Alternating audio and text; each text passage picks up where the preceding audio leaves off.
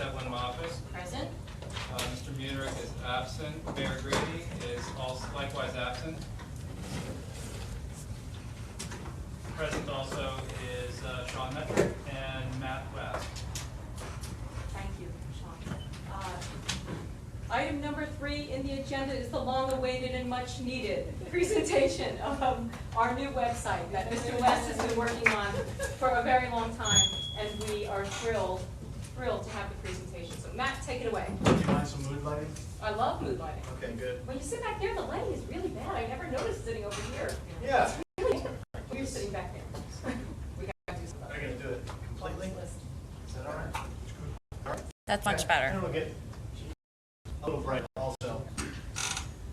So if you've been noticing, if you've logged into narberthpa.gov, you'll notice that it looks exactly the same. So why is it the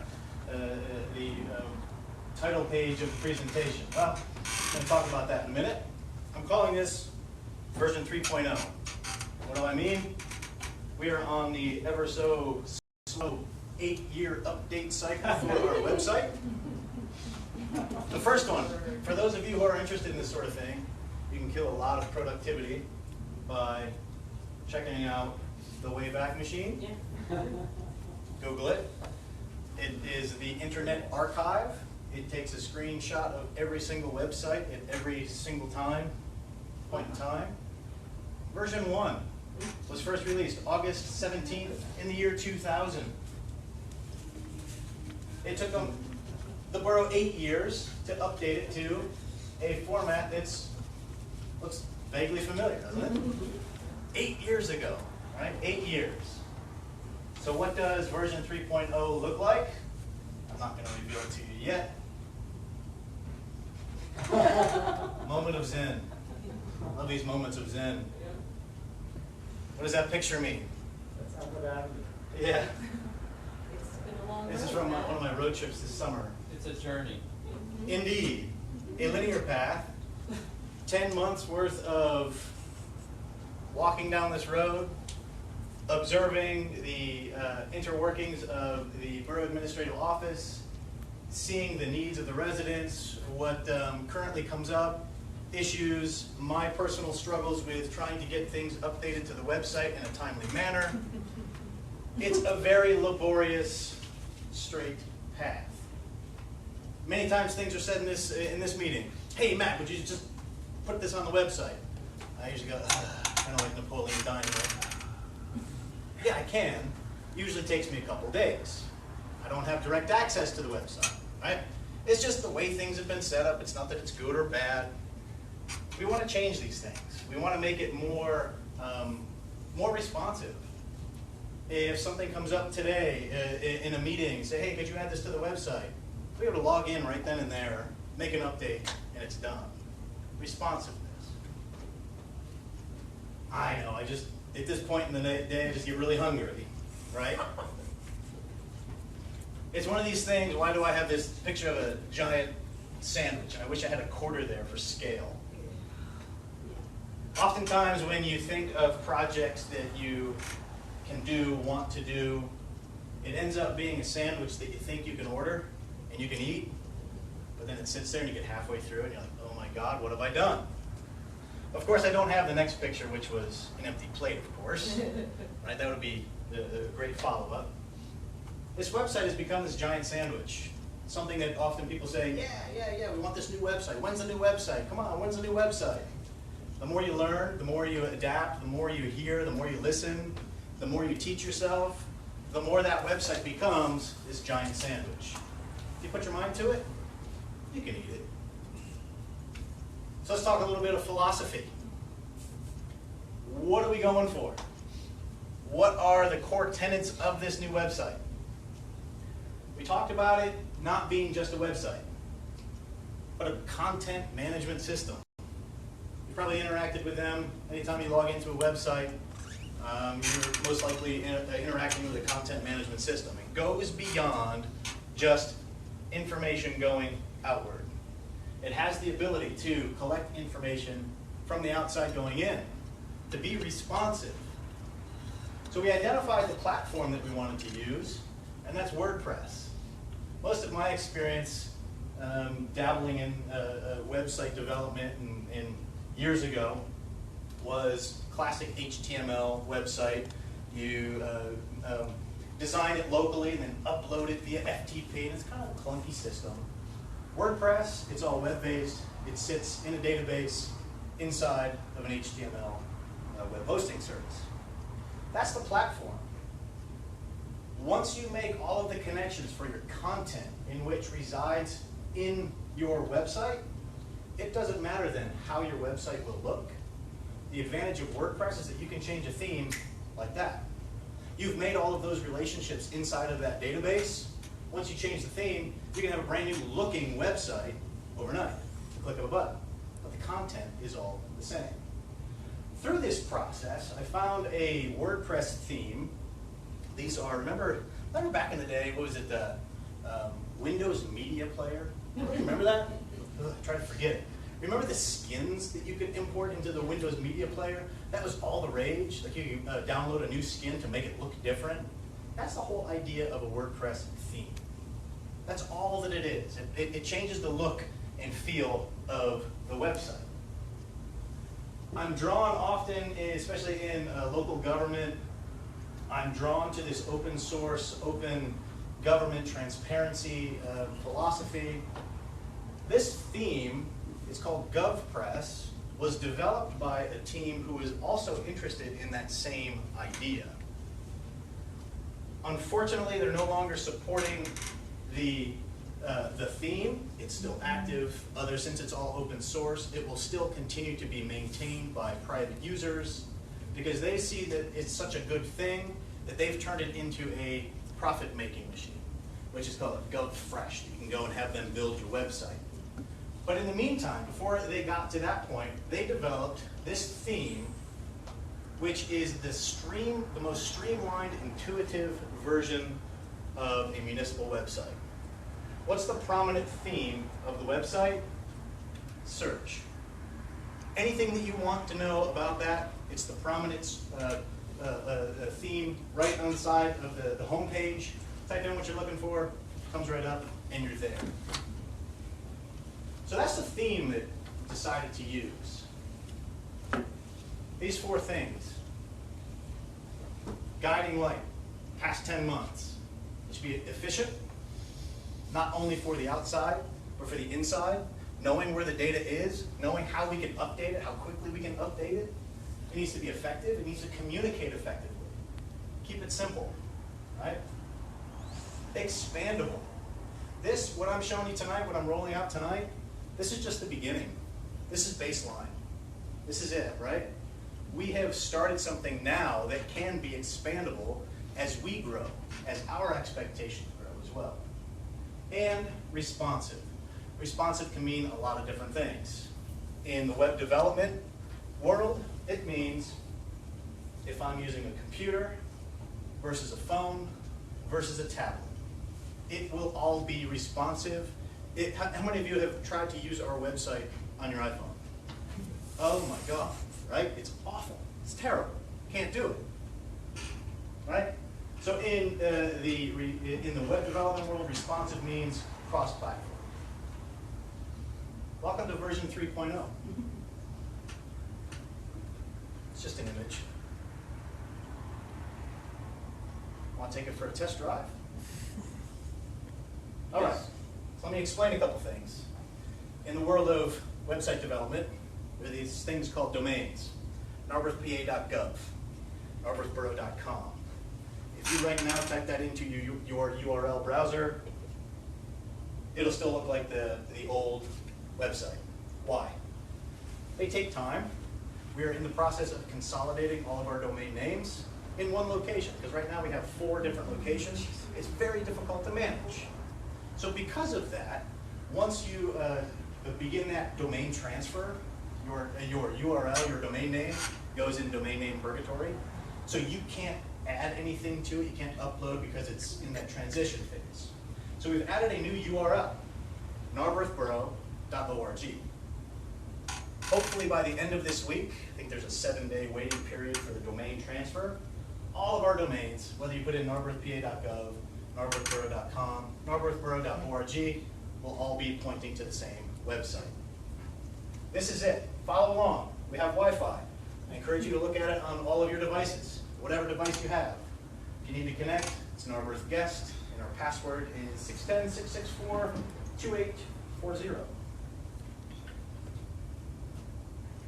Just really quickly, just to show you some highlights that we'd like to roll out.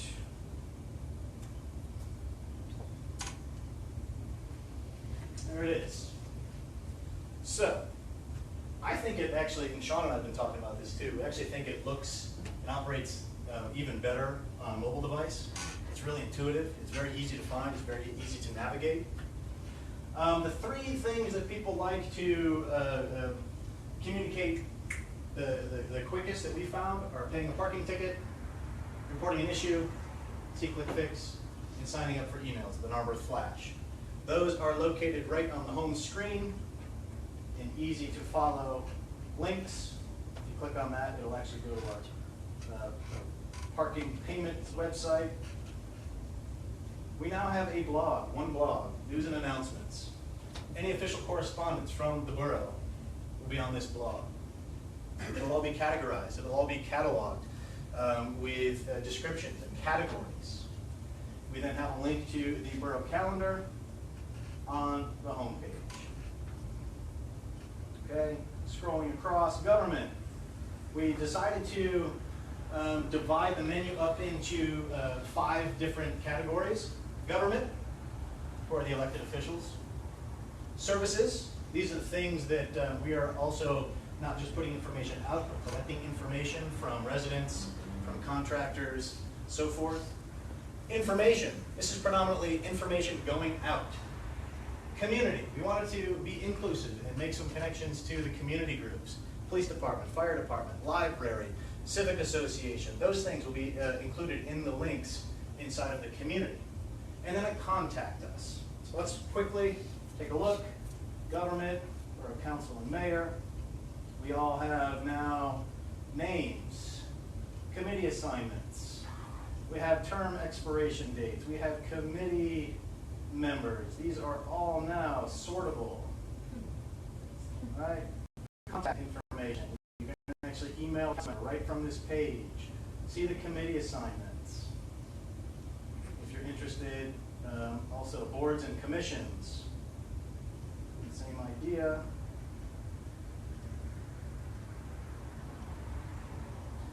All right. Then there's tax collector and federal, state, county government. I'm going to move over to services just to showcase a couple of different things. This website not only is a different way that we are going to be interacting from the borough out, I spent a large portion of the time redesigning every single permit for the borough. If you've ever had to interact with our building permitting process, the permits are kind of clunky. So if you want to take a look, they're all going to have the same look and feel. They're going to be a lot more legible, and it will help our business processes as we process these permits. I don't know if you've ever had to try to figure out what your fee was for your building permit. I actually have a spreadsheet because it kind of confuses me. Developed a worksheet right on the permit application. All right, so all of those building permits and forms. What I like about this feature is that you can actually search for it. I'm going to say plumbing. Plumbing registration and a plumbing permit. I'm going to say Conway, facility use. Conway Ave. There's the policy, there's the application. Okay? What else? Services, parking. This website, this first phase, I wanted to include a couple of different forms that residents can interact with the office instead of picking up the phone or paying us a visit. The parking section includes 2 forms. One of the most of these are, both of these are frequently asked. Register a guest to our zone. We get a lot of those calls. Our new parking system All we need is a license plate number to make that registration happen like that. Now we have the ability to fill out this form and submit it to the office, so you don't have to call us, you don't have to stop in, and it gets emailed directly to our inbox. And there's a verification, like so. Same thing for apply for a parking permit, which we're approaching that season quickly, which is the same approach. We have C-Click Fix, we have trash and recycling, information. We saw the maps last month. Under information, we have financial information. We have budget information accessible for each year. Meeting minutes and recordings. Utilizes two different tabs. We want to take the current year. It's also sortable and searchable. And we also have an archive currently going back to 2013. We have links to both audio and the approved minutes.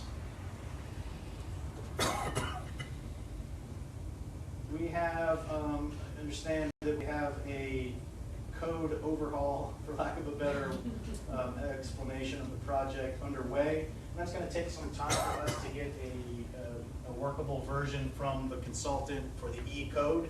In the meantime, what I did, I took and compiled all of our PDFs for all of the code that, if you remember, on our homepage, they were in like 5 or 6 different sections. I compiled them, updated it, the PDF to the new form-based code. So that's just, that will get better, that will improve, but I wanted to have something up there. Plans, reports, presentations, same thing. I think you get the idea. With that, I will let you explore it. The intention of this website is to establish a baseline. We've done that, right? The baseline has been established, and now it's a refinement of it. We're going to continue to refine it. We're going to continue to expand it. We're going to continue to include things to make our operations better, to make all of our residents' lives better, contractors, you name it. Anyone who interacts with the borough office, this will be the one-stop shop. With that, any questions? Yes, sir. So one of the forms that you showed was had fields that you could fill out. Yes. Was that one that you would click send and that would go right in? Or Not yet. So right now they are fillable PDFs. All right. And so even that building one was a fillable yes, PDF? all of the PDFs that are on our website are fillable PDFs. Okay.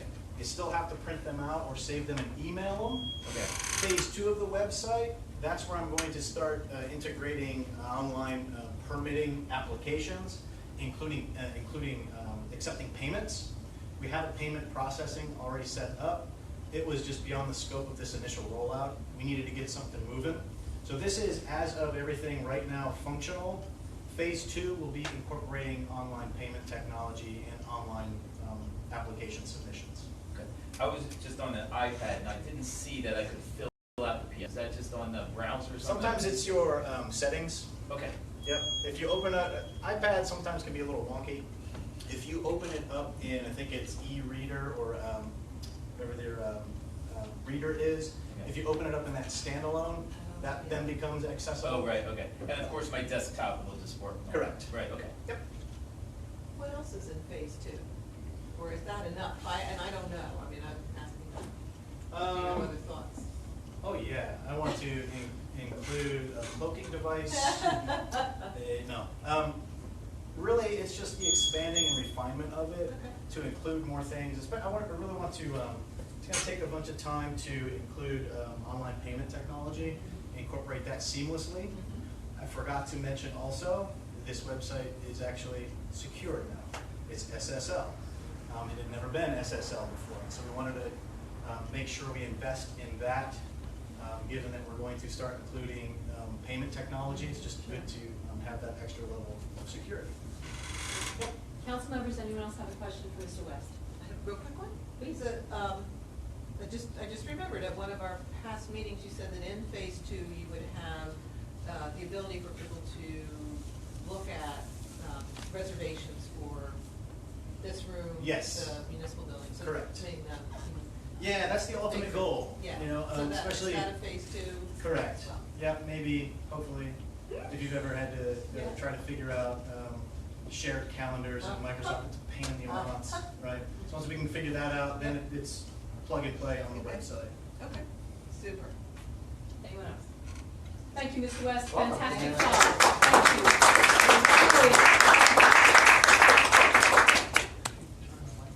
I got it. Wonderful, really good, really good. We're gonna move to item 4, which is committee reports, informational. So we're gonna start with Mr. Cilio, Finance Administration, and the subheading there, my friend says budget items. Budget items. Finance and Administration Committee, it's always a funny report because I usually kind of run through it at the full council meeting because we had our last meeting immediately before the last full council meeting. The takeaways from that were we reviewed the first draft budget for 2017 with Mr. Metric, which is going to be presented after some further updates publicly on the 21st at the full council meeting. And will be discussed again a little bit at the immediately preceding Finance and Administration Committee on the night of the 21st. The other key thing we did at last Finance and Administration Committee meeting was we had CBIZ in attendance. CBIZ is our actuarial firm that provides evaluation services related to the police and the non-uniformed pension and OPEB liabilities. For those in the room who haven't been part of the number of discussions we've had around these lately,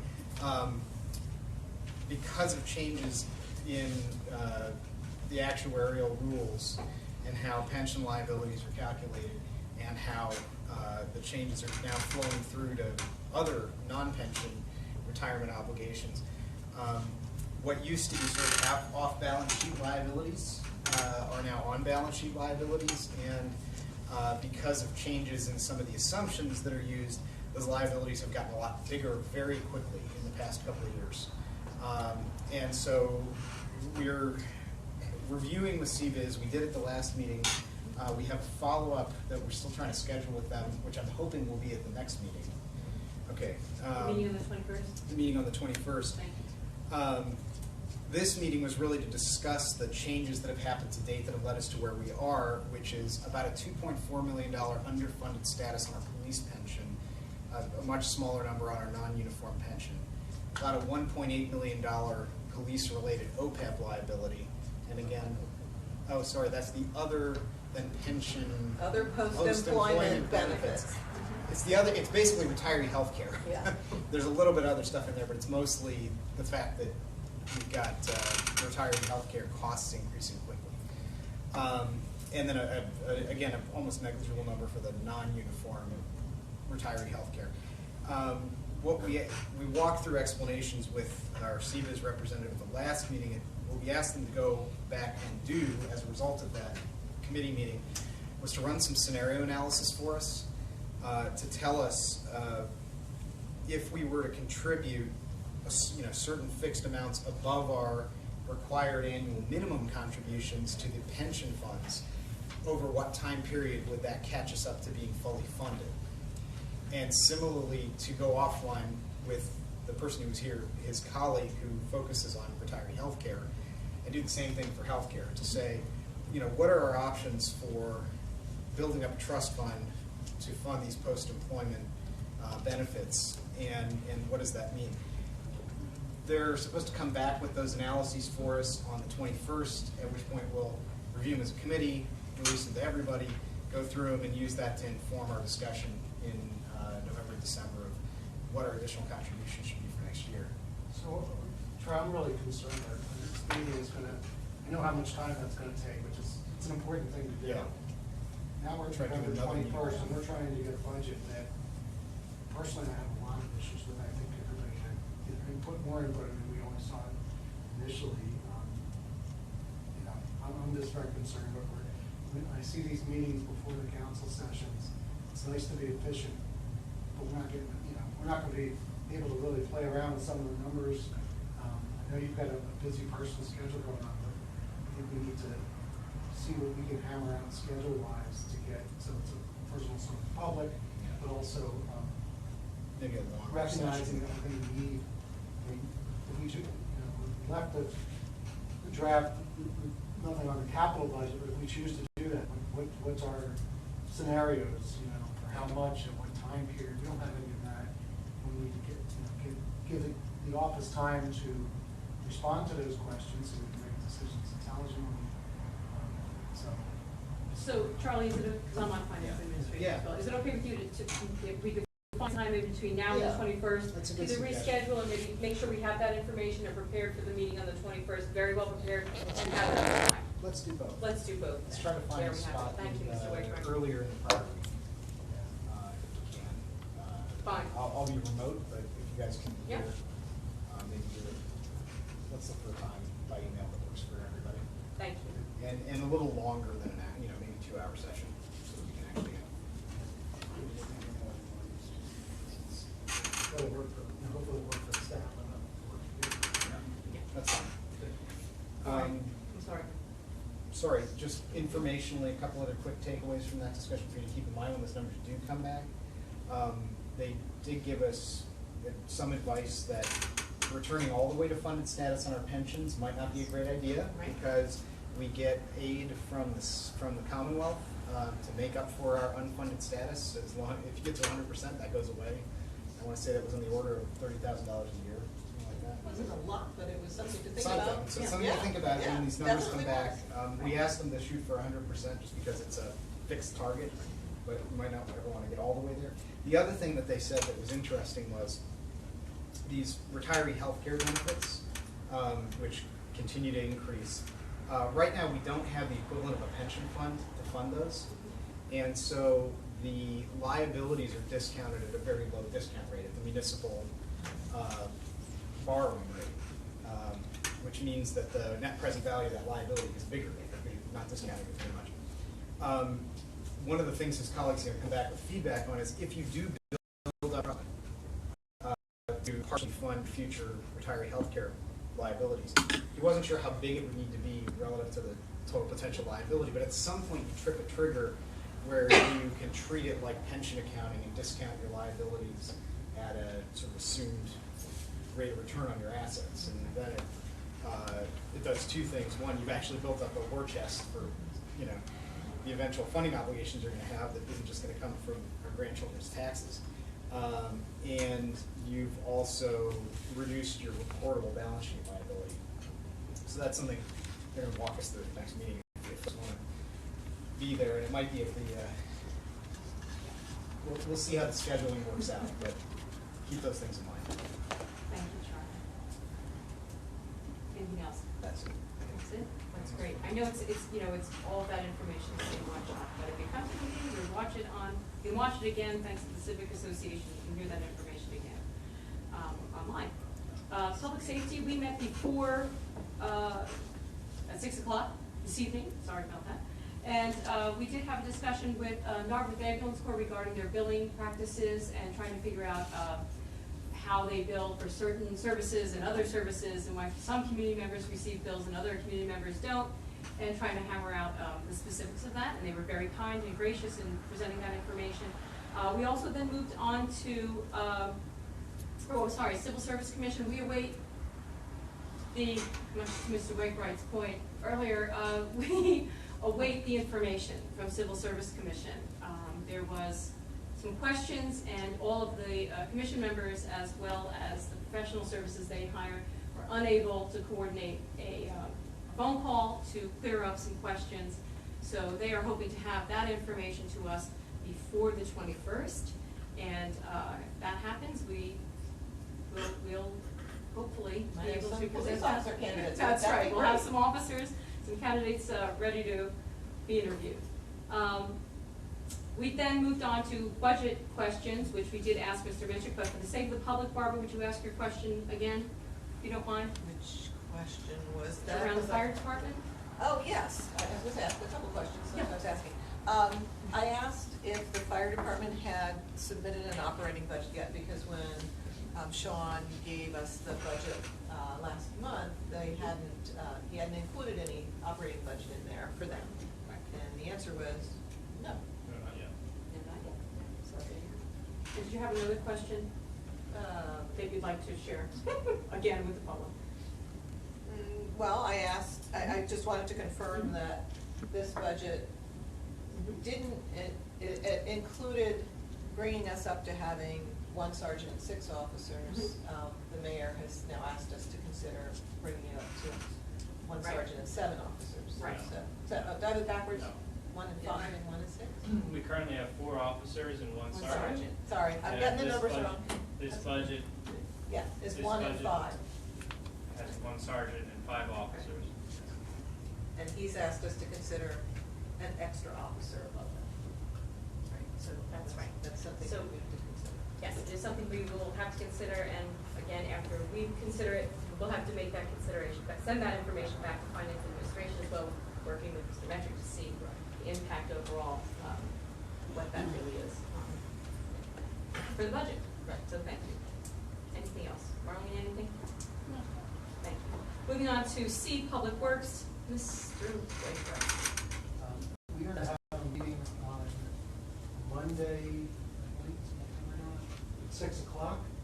The topics right now that we're going to discuss is we received the trash hauling, or waste, I don't know what we're calling that professionally, the waste management kind of bids, and we have several scenarios. There was a couple questions. I assume those bids in their current state, are they public document, or they still need to be filtered out?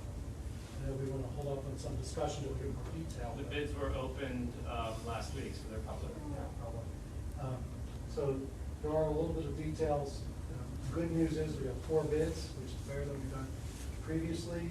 The other good news is they're within a reasonable range of what we've been paying, so they may cost more. There's different scenarios that we have with what days, how many days are we doing, having trash picked up, recycling, if it goes single stream or not. So it'd be good to get any feedback from other council members to look at that Monday meeting, see what other nuances are.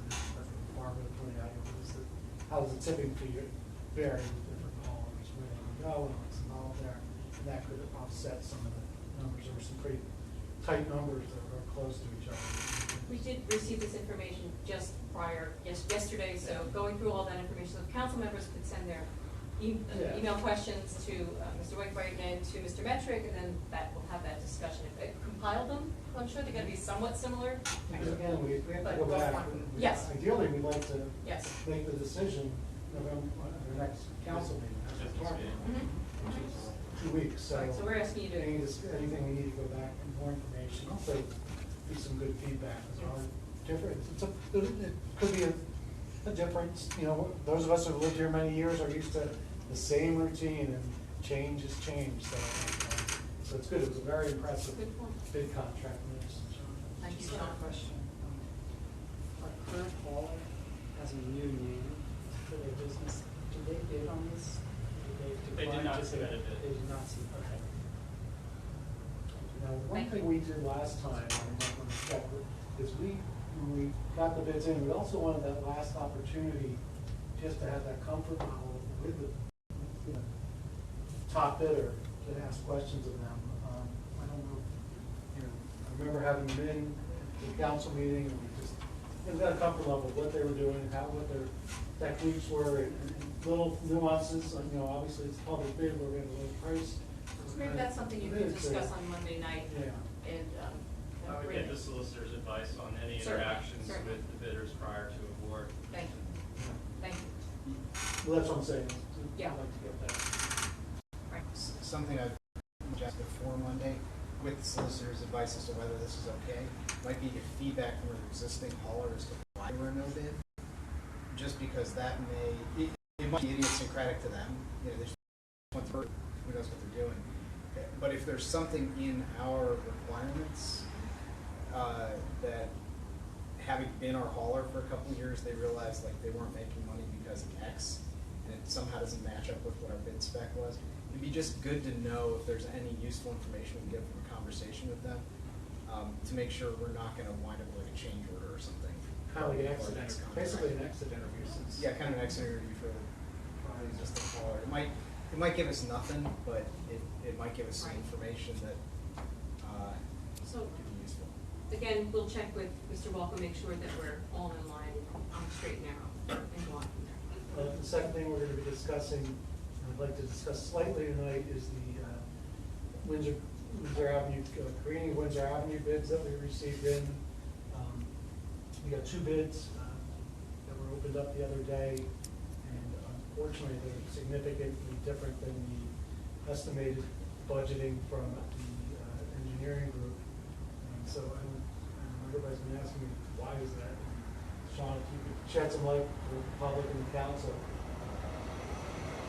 I won't add anything to the discussion other than, because I haven't verified the facts. We did get information back from the engineer's estimate vetting, going through the line item, what their estimates were, and whether or not they were accurate. The only 2 items that in the line item they admitted might have been a little low were curb and sidewalk and planting.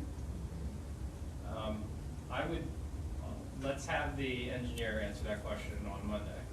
And are they gonna be, did you reach out to see if Yes. they'll be here in person? Oh, good, okay.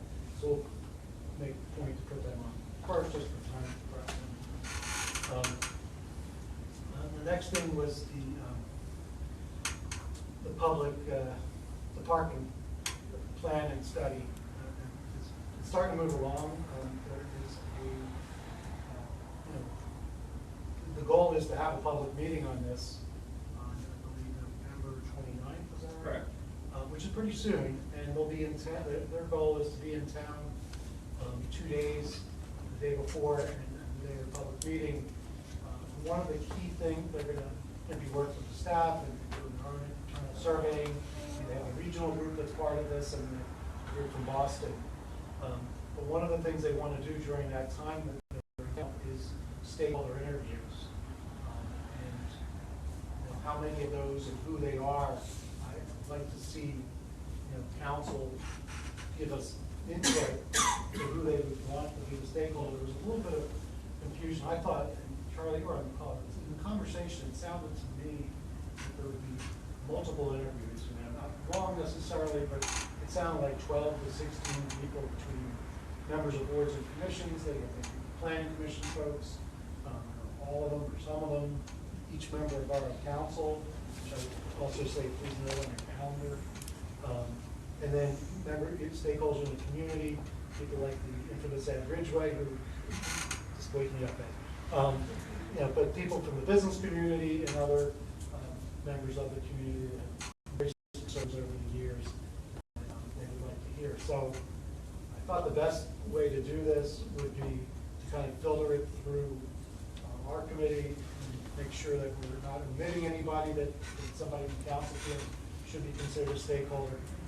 Sean did point out to me that their plan that they gave us a week or 2 ago recognizes 4 to 6 interviews, which I didn't see that in that. So I didn't want to get more detail from them on that because that doesn't seem in line with their Just thinking conversation. about this afternoon, maybe it was 15 total, including.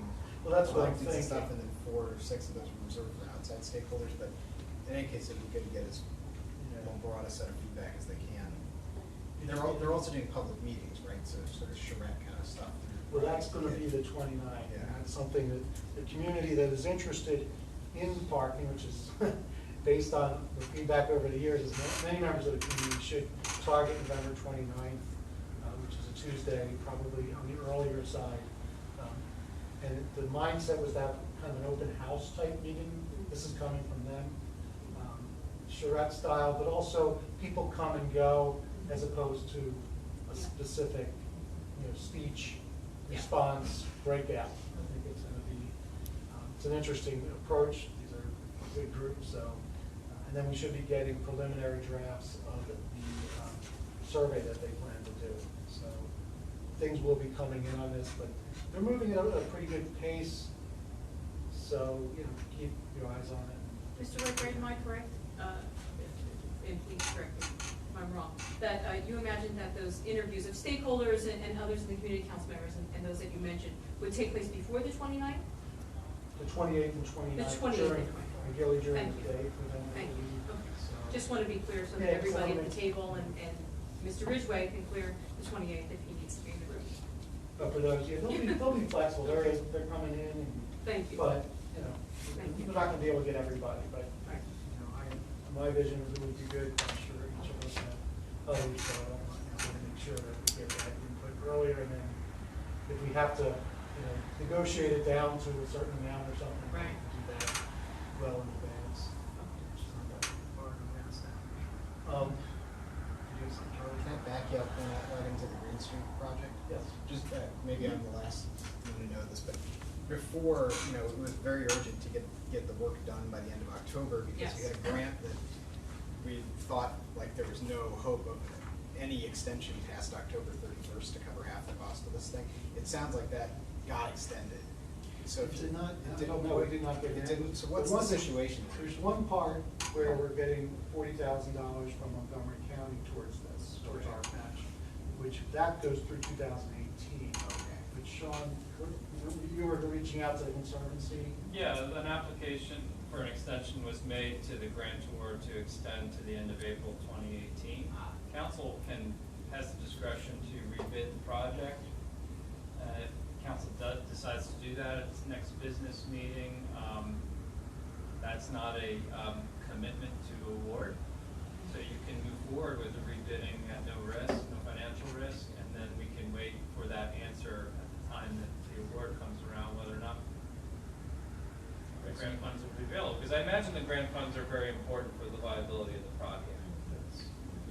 Okay, I got it. So one of the grants runs through the end of 18, but the 50% matching grant that the Conservancy was working on, we've asked for an extension. We don't know if we got it yet. Correct. And that was to April 1st, 2018? April 30th, 2017. Oh. 27. That's a big difference. Yeah. And did they respond back, the grant group, or did they just put the I request? just had that conversation today. But they responded, yes, we could confirm. No, I just No. had the conversation with Maureen. Okay. They just put the That's what they're gonna ask. application. Right. So we don't know any of that yet, so. Right. Which will affect our budget, which will also, Right. That's still we're going to the project. So, there's a lot to be. The one note is, I believe we put it out to 20 or 26 potential, and we only got 2 back, is that it? 21 bidders are on the list. 4 of those are clearinghouses, so 17 local firms, local within 50 miles of Narberth got the bid, and we got 2 bids. So, yeah, that's something that we're gonna go over with the engineers. Why and how can we improve that?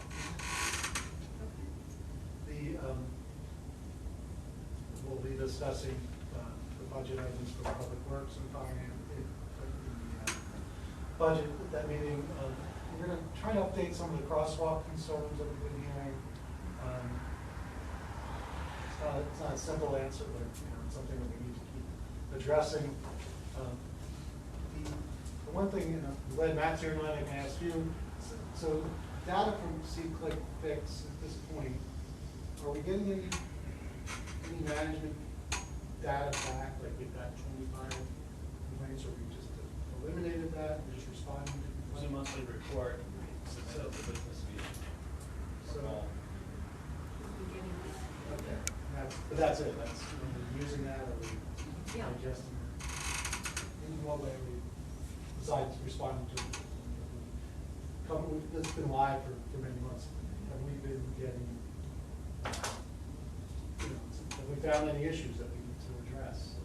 We can discuss, you know, or if we're getting calls constantly that, you know, Calls that might be concerns of committees of this Consistent, council like trash. consistently across. yeah. So, Thank you. I mean, we've seen anything in that, we look for that. Anything systemic that we need to fix? Just referring them because it's recurring situations that we try to handle in an expedient manner.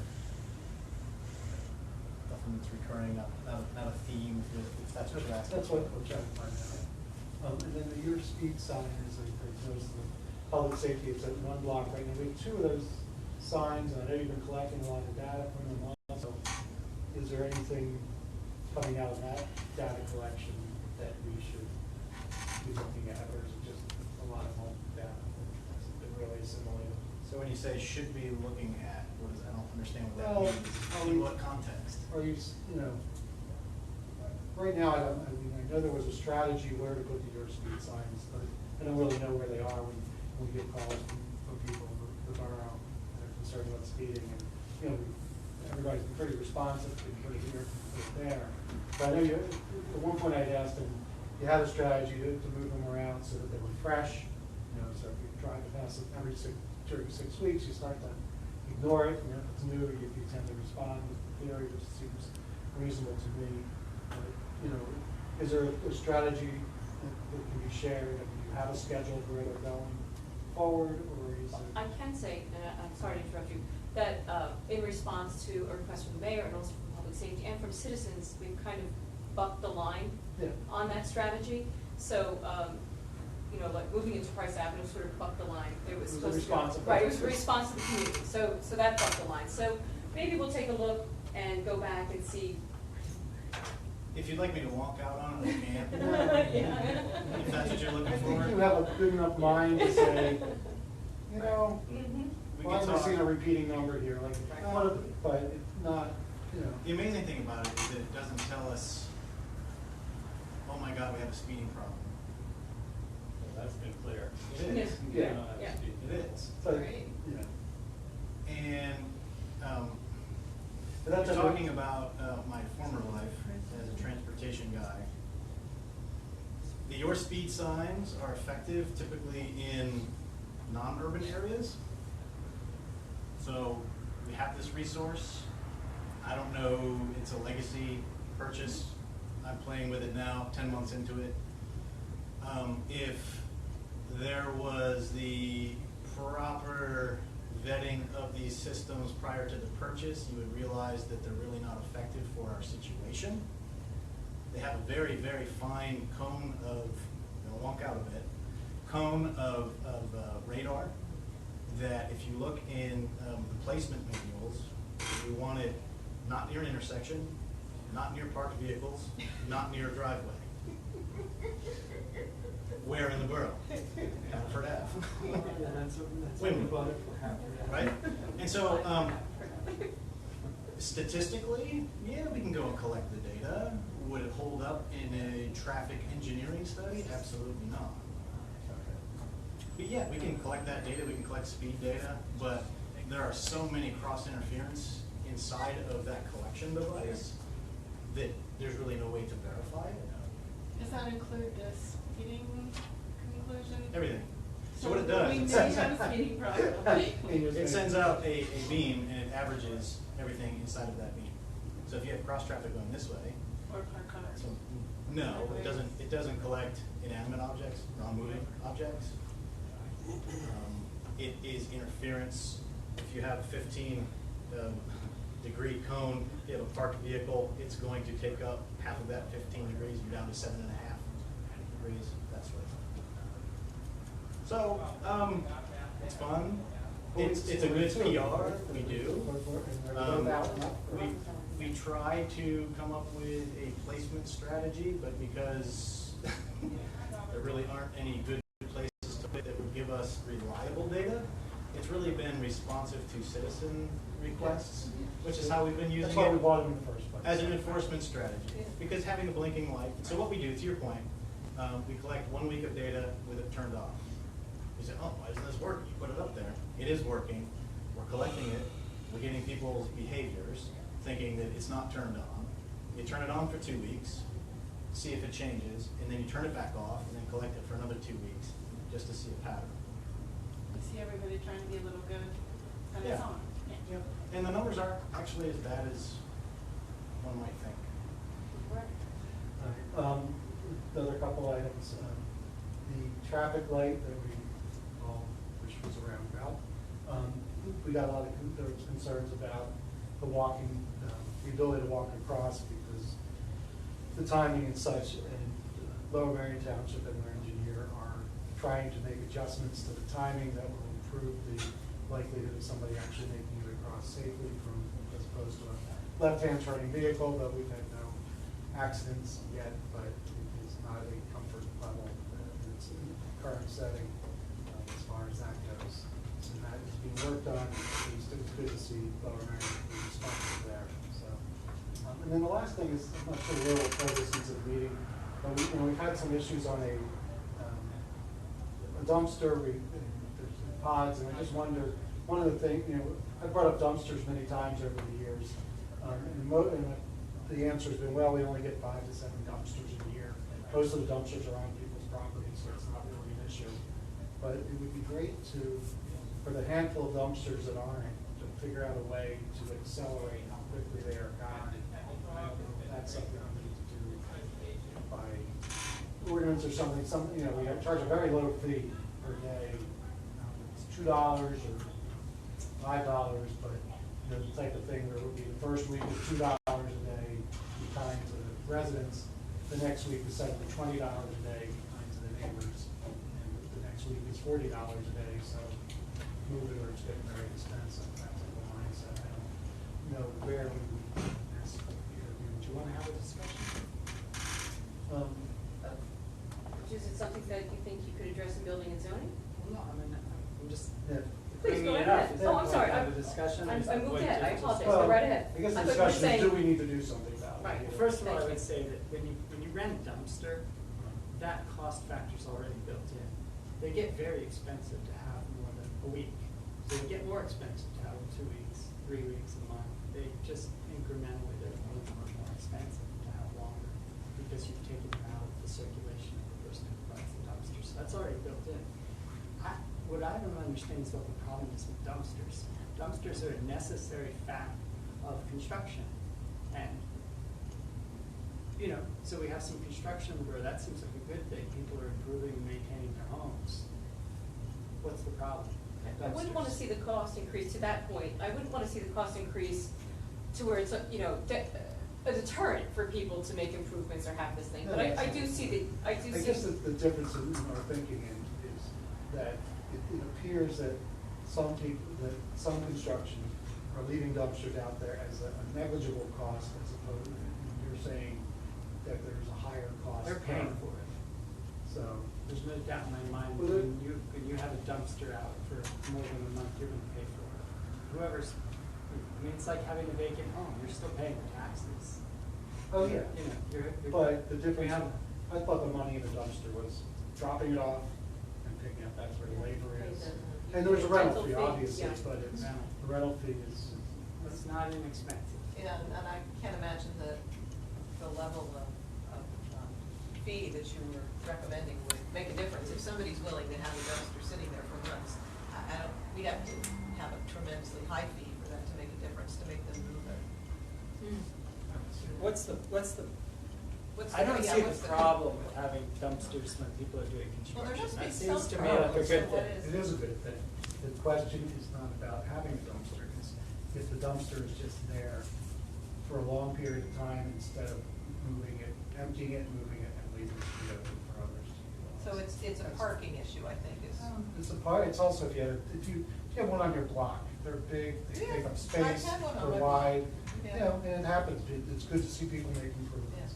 But most projects, it seems, they come in, you do the project, and move on. Some projects, you see them sit there for several weeks, and it's just, you wonder if it's become a nominal cost rather than the cost associated with emptying it, moving on. That's all. I recommend a contractor haul that 2 tons of concrete from my guest bathroom by himself, put it in his pickup truck and drove it Oh, away. gosh. That guy's good. We should, we should probably put that in committee. 'cause there's- Yeah, no, absolutely, I just wanted to see where that would go if it was an issue. Maybe it's not an issue, I would assume Bob knows more about construction than I do. I just don't know, I don't hear people complain about it. And I mean, Different people talk to different people. Right. Anything else on your agenda, Mr. That's it Whitford? tonight. Thank you so much. Moving on, Barbara Fortner and Property Committee, she's the Okay. chair. Thank you, Barbara. The Property Committee met at 6:30 this evening. Couple of quick things. The Recreation Board has met at their first meeting. They elected a chair, Jim Quinn. They have asked us to, when we are going through the process of interviewing candidates, potential new candidates for the board, that we bring them up to the level that they were at in 2015, which is 7. They'd like to be back at that level, so we'll do that. We also discovered in the process of getting the rec board meeting every month instead of just once a year, that the Recreation Board was established in an ordinance that was written in 1929 and is a little bit out of date. It refers to the school district of Narberth as having some interaction with the Recreation Board and the Burgess of the borough. So we need to update that a little bit. So we're going to be creating a new one. Hoping to have that ready around the start of the new year for us to adopt and have something that is more in this century instead of the last one. Very fun to read these things. In case anybody was wondering, the NAA had been hoping to resurface the tennis courts this year, but the contractor that they were hoping to work with couldn't get it into their schedule this fall, so they're now shooting for a March timeframe, weather permitting. So, but that's something that they were intending to fund themselves as a donation to the borough and the community. And then we also talked about the various projects that are out there that we might want to do in 2017. And are we going over that list of those now, or is this something where I think you should have that discussion with finance and administration. So I think if you want to run those lists to that committee, would that's what I was probably going to make say. more Is sense. that what I? Because I kind of heard that with public safety, and I'm like, okay, is that what we're doing? Because we hadn't talked about that. So okay, super. Building and zoning. I'm sorry, Barbara. Is that all? My apologies. That is all, except I guess I could say our next meeting is Great. December 7th at 6:30. Thank you.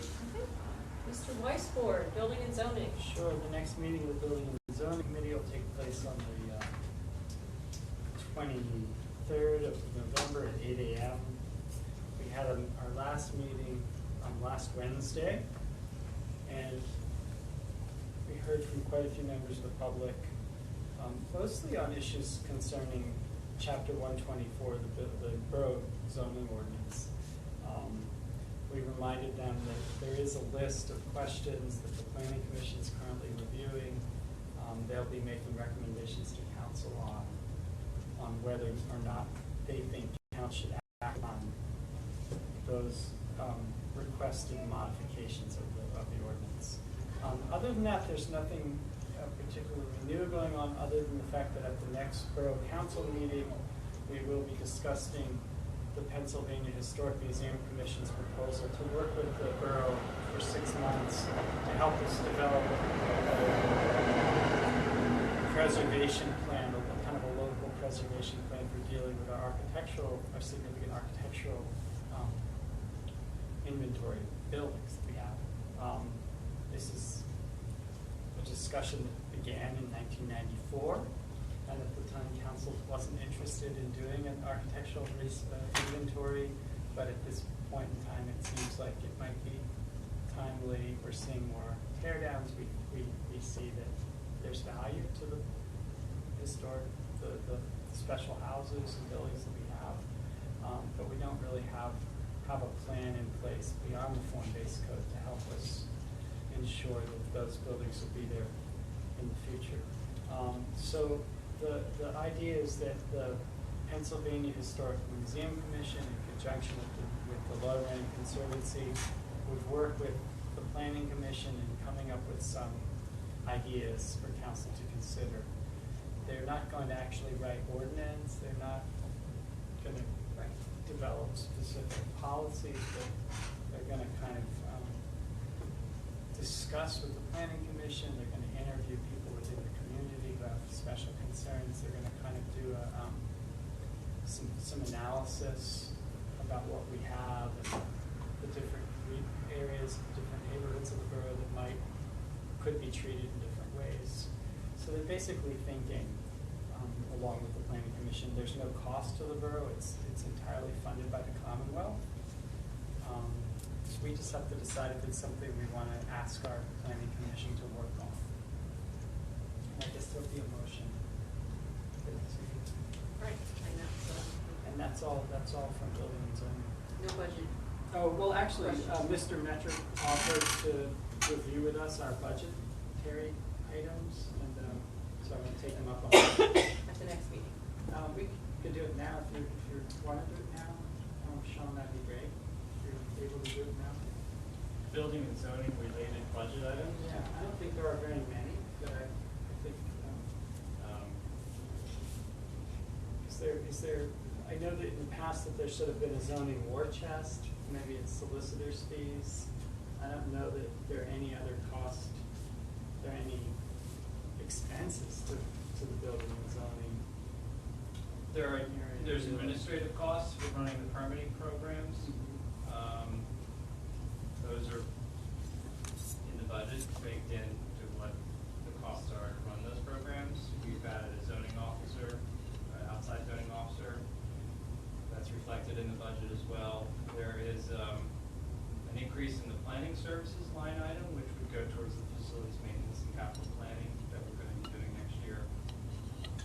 I don't have any other things aside from the remainder of the parking study fees, which is related to a planning study. A lot of those dollars are loaded into next year's budget. We'll see how much gets spent this year.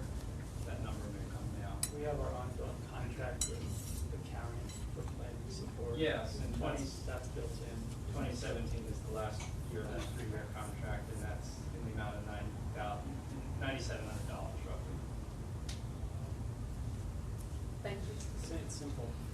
Thank you. We're going to move to F, Councilwoman Richmond, economic development. Okay, we had a meeting on Monday, October 24th, with, we had 2 guests come in. One was Graham Copeland, who talked to us about, I don't know what you would call it exactly. Retail equipment and other retail and other marketing. Yeah, and he did submit, based on the conversation that he had with us, a list of things that he could do that could be within the scope of work, but he was also saying that the list and the amount can be, depending on what it is we're looking for. So I assume I should talk with you, finance administration, about what that would look like for maybe how that would happen.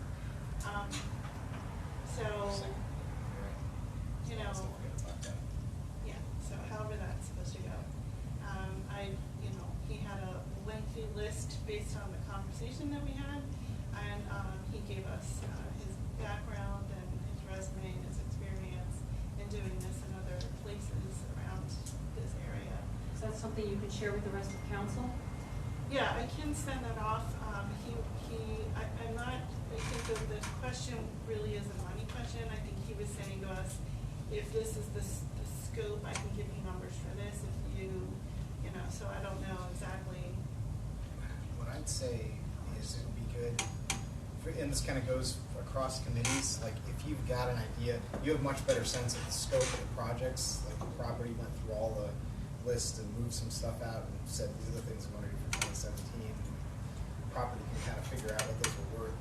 If you could do the same with that and say like, this is the scope we'd like to do, this is how much we'd like to cost, and in 2017 we have that be like a budget request from the committee for whatever you think the right thing to do is as a committee. One thing I'd like to point out is that he's just the first person that the committee's talking to. Yeah. It's not, it's really, these type of things, what would the scope of cost be? What would, what type of things that he as a professional would be doing? If we do, move forward or want to move forward with the council, he's going to be on the groups that we interviewed, so I just want to be clear. Okay. It was great to have him being local to give us his thoughts, but it's by no means, do we hire him or not? It's really, Right. do we hire someone to help. It's with more to the whole give us thing. a sense of what certain services might, you know, what the ballpark would look like and whether we wanna do that. And I think part of it is, you know, there's been a lot of discussion about what's going on with the vacancies and the projected vacancies and whether we wanna, sort of have a seat at the table and, you know, formulating the direction that ends up going in and how that would actually unfold. And so he, you know, he talked to us about consumer and market research, talking with the business and the property owners, bringing different stakeholders together, doing different surveys, consumer surveys that would be useful to property owners so that they can, you know, adjust what they might be looking for, but also sort of be able to articulate a general sense of, especially for landowner, I mean, the property owners who don't live here, what's going on here these days, you know, where there've been a lot of changes. So there's a big thing. So I think what we'll do is I will, you know, talk with some of the other people who've expressed interest in this. Some are local and try to get some numbers for next year. And the other thing was For the 17 budget. Yes. Okay. And that'll spur a discussion of like, Right. how big, how small, Right. how much, how soon. Right. But I mean, I think part of it is, you know, there's always going to be a budget issue, right? A constraint on, but then within that framework, we can do nothing about what we see, or we can say, hey, well, for this amount, what can we get? Right. You know. Does he do, based on research, does he do the outreach to the commercial real estate community? Yeah, that's part of what he's listed out as something he's done and has in his background. And I think to compare, I think the point would be also to, you know, talk with maybe one or two other people who have a different perspective. I mean, I think it all comes down to similar work. It's more, you know, what's going to work or what we can do next year. And maybe this is one of those things that starts out this big, and then kind of depending on that experience, we decide what 2018 looks like. The other thing I think was we had Sally Anderson come in, and also, I don't remember. Peter Johnson of Think Green. Yes. Do you want to read that? Oh, yeah, they were, it was an interesting, you know, it was discussing the concept of a downtown pocket partnership. We've seen, you know, design from Sally Anderson, what would be involved with a, you know, professional firm that would do this type of work. And they made a really good case for the idea of design-build firm as opposed to what, you know, having one design firm and then having getting contracted and bid out, like we could see the swell issue. And, you know, there are other design-build groups out there. Of course, you want to get a design-build group that does parks and other aspects like this. They have a terrific reputation. They came in with a lot of good background for some really cool projects that are right in line with this type of thing. The challenge is with the design build, you've got to, you know, we've got a picture of a design that's a concept.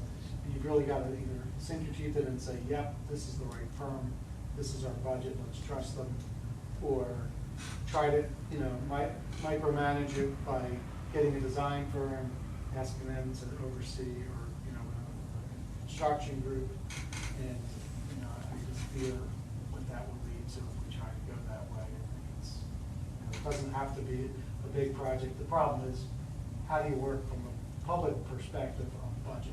You know, because, you know, we can give them, you work two ways. You can say, this is the project we want to see, how much is it?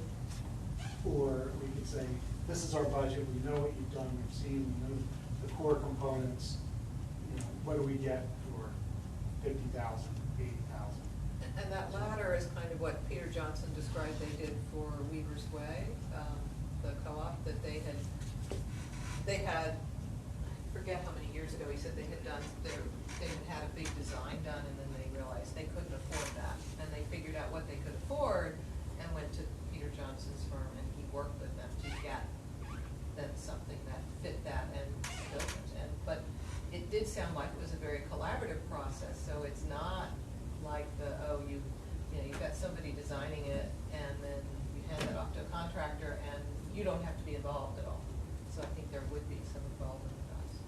thing that Sorry, Barbie. Peter Johnson from Think Think Green. Is he working with Sally Anderson? No, Or are they two they're, separate groups? they're. She recommended them to Yeah. work together on the PHA. Right, right, part. she doesn't work for him, they work together on a number of projects. Yeah. It was interesting because he was kind of saying, in the Weaver's Way project, the front of the business had to be open, which is similar in this case. This is a business that's open. And, the other thing was, it was a good discussion if you get a chance to watch it on, the Civic Radio, Civic TV. Because, we said, we want maybe, assuming we can get a lease that satisfies both, the private owner and us, some portability, a 5-year plan, and can we move these pieces to, if we end up getting. The desirability. You guys might want to investigate that and see if you can actually hire a professional who actually does construction to see if that can be done in Pennsylvania under the law, under the bidding requirements. Yeah, I think Mr. Wainwright brought up a great point at the last meeting, and I understood your point clearly about hiring experts or bringing experts in. And this is a conversation I had with President Uterich as well as with the office, and in 17 maybe finance and administration. Could hammer out a policy or procedure. I fear sort of taking the goodwill of the community into this room and having the emotional buy-in from the community, and then we find out that our pricing is wrong or our issues are wrong, or maybe we haven't hammered out a lot of details. And I think Mr. Wainwright brought that up very well in a conversation we had with the zoning officer. And I think it's something across the board, and I think it's something we really have to look at in 17 to find some criteria before we ask our neighbors to help us, that we have some kind of criteria, some kind of policy in place that says, what we're going to do and what we're not going to do. Sort of an onboarding project. Like an onboarding, process right, for Charlie, right. projects. Right. So I'm sorry to bring it. Here's the roadmap, here's stage gates for. Right. Someone brings an idea, goes to committee. Right. So that if everybody's, so that all the new projects that come in can kind of be handled the same way and say, oh, we're gate 0, we're gate 1. Right, right. We'll go for, Yep. hiring somebody. Right. Just I have a feeling that probably exists out there somewhere. somewhere. Yes.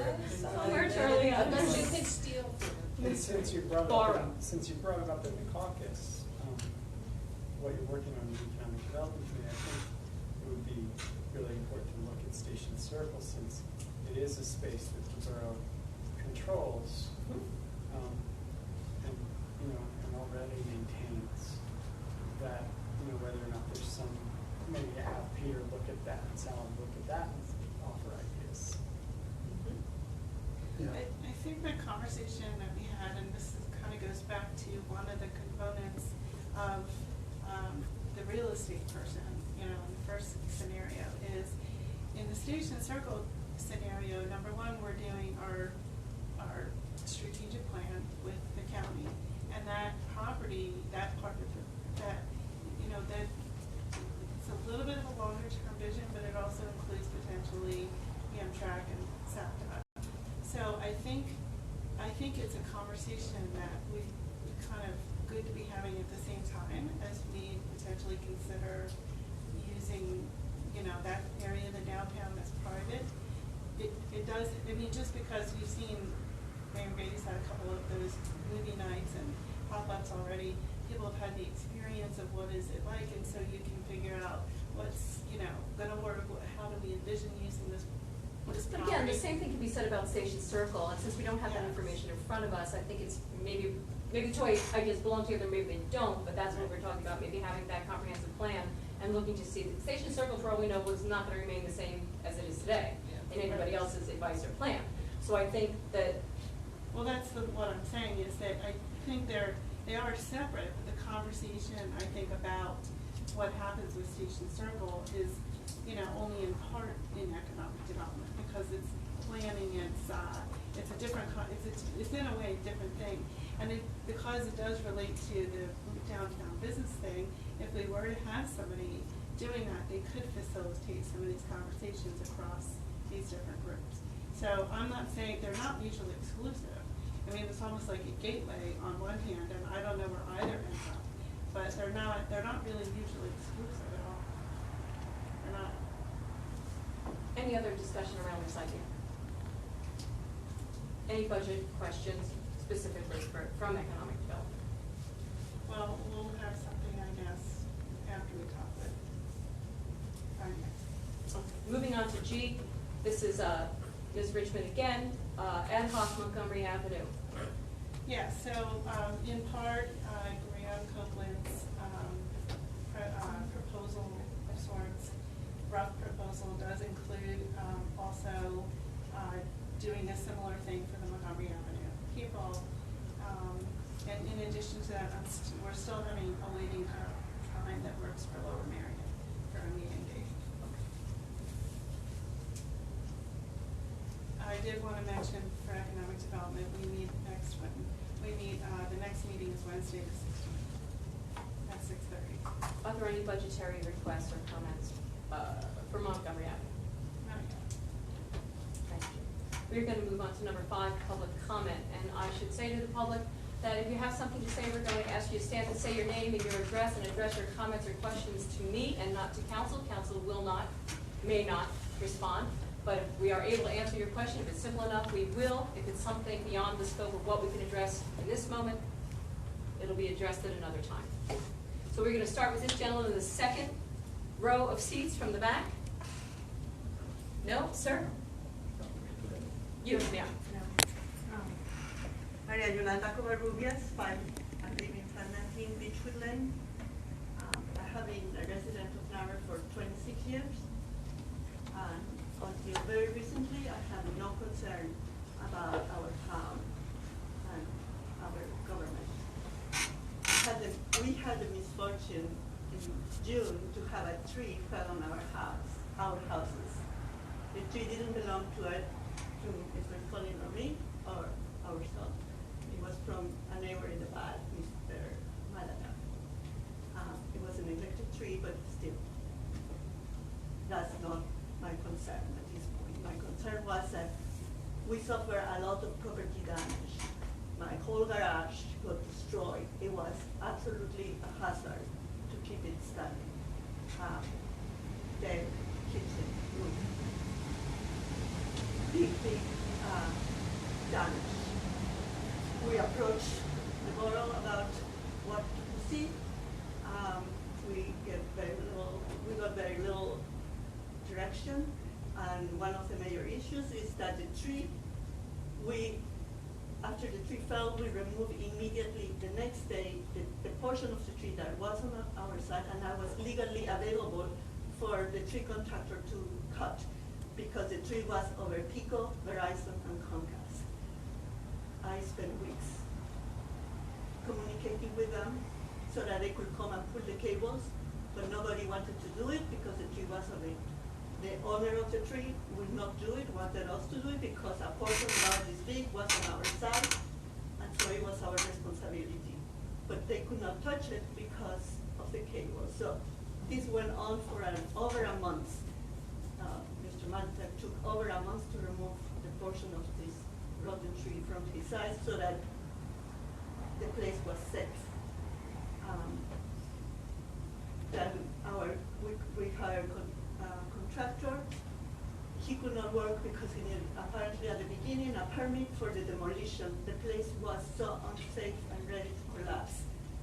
And the only way to remove our belongings was to make a hole on the door so that the items we have there could be removed. We did have to bring a pod to our property, and it's parked in front of our house, because there was no other space that could accommodate that.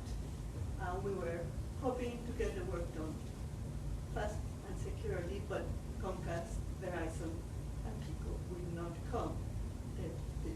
The lines from between the two houses is a very hard place to reach. It's full of weeds from the other property, and so they cannot even cut or get access to that. Finally, that has been resolved mostly.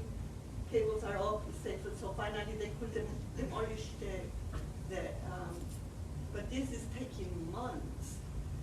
After it was demolished, permits were submitted, and due to the process that I understand it has its place as its reason has delayed the approval of those permits for almost 2 months. Because permits get submitted and they go to Caucus, and it's kind of a very, from my point of view, inefficient way of submitting and approving the permits. And they come back with corrections. Corrections are sent back, and then they come back again for more corrections. And everything because by contract they have Caucus, that is a company that does this, has 15 working days to look and approve this. As you can imagine, it has been, we're in November, and only today, and I'm very happy and very thankful, my permits have been approved. So finally, since June, we can restore. There is only one room in my house that was not affected by this tree, only one little bedroom. So there is a lot of work that I need to have done. And I was really, really frustrated with the permit. I don't understand if you are making an addition, you just bought a house and you want to make renovation, but this was an emergency. And I think there should be something in place for times when you have an emergency and a family is really suffering because the repairs to their home and your sense of security that you think you were safe in your home, and really somebody could have been seriously injured or even worse had not been so lucky that two fences were somehow holding the tree and the cables, because if it had come all the way down to the ground, God forbid what would have happened. So that's my first point. My second point has to do about the pod.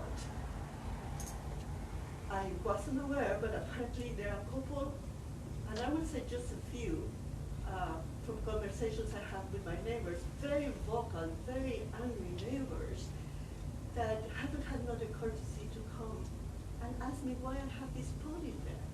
I have no joy having that pod. It's costing me a fortune to have that pod in front of my house. I don't want the pod there, but I have no other place to put my belongings. If there was a way, and it's not something that I'm not using, there are our bicycles that we use regularly, there is a lawnmower, there is all kinds of things for my garden. It's not any surplus furniture, it's not my grandma's heirlooms that I have in there, the story, because I have not a better place to put. It's things that I use regularly. So they have been very vocal, there have been multiple calls to our mayor. The mayor visited, I explained, nobody knew that actually a tree had fallen behind the house because nobody could see it. And he said, well, just expedite things. But I could not expedite things because I had the block from, maybe not, I would not say it was mean spirit, it's just the process is so long that took all this time. So I could not, so finally, this week, I received a very upsetting call from the mayor because the neighbors are not wanting to keep the peace and they want the spot out. I received a letter in June about the pod being there without a permit, and the only reason I had not a permit is because when I came to the office and asked about it, I was told it wasn't needed. When I got a letter from the police saying that I had a pod that was illegal parked because it was not a safety issue, it was just that there was no permit issue, the next day. I'm sorry, may I stop you? You said you received a letter? A letter from the board. Thank you, that's all. Thank you, continue. It's all right. The next day, I came to the borough office and obtained the permit. I could not give a date because I just had no idea how long this worked. But then also on Monday, Officer Gentoro, I think is his name, called me on my cell phone and said that that was enough and the pod had to go. And I said I had spoken with the mayor and I have asked that yes, I will try to do my best to have the pod removed, but I I needed a few days. I work full-time, my husband works full-time. We are in the middle of interviews for students, we're in the middle of graduate, so it's very hard for us to take time off at this point. And we are working on that. And he said he was okay, but when the officer called me, he said, no, I had only till today, tonight, to have that pod removed. And he actually went ahead and called the pod company and requested to have it removed by Friday at our expense. We only knew about it because the pod company called us to verify and to approve that we would be charged for the removal. I thought. And you have obtained a permit, that's what you said earlier in the story, am I right? Thank you. Okay, continue, I'm sorry. His conversation with me was absolutely improper. I felt so harassed by him. He would not let me speak. He was just berating that I had been so negligent, that we were causing a safety concern when that was not. He implied that he had left messages in my house for us to comply. There were none. He also felt that we were visited by police and told in person that we had to comply. No police has put a foot in front of my house for this or forever. I mean, I haven't been there ever this. I just feel very upset and saddened by the treatment I have had, and also that, as I say, I have been here for 26 years. I fell in love when I first came and visited, and I didn't want to live anywhere else because this town looked to me to be the same place. We had two requirements: a place where we could easily find transportation to commute to Philadelphia, because that's where we work, and a place where our children could walk safely on streets with sidewalks, and a place that would be very friendly. And right now, I don't feel this is the place for me. And I just wish that as much as I want to be a good neighbor, that my neighbors also will. And I don't know the reasons why they took this disliking to us after so many years. Why we have been singled out both by these neighbors and by this officer, because I really feel singled out. I don't think I have ever given a good turn to anybody. You can ask. And most of the neighbors, I have apologized for the poll, and they say there's no problem, you can have it, we don't worry. I tried to approach one of the neighbors that I suspected may be the one, and she revoked me, and she said she didn't have anything to talk to me about anything, because I was a very inconsiderate neighbor for having a pot in there. I asked if I could have the names so I could approach them and try to come into an understanding, but I was told I cannot have the names of these people. So I'm not going to continue to that, but I will wish that the borough could do something about expediting permits when you have emergency situations, and it's not just regular renovation, and also to have some assurance that we will not be harassed by somebody who we should trust, like a police officer, and feel like, I don't know, what else can happen to us?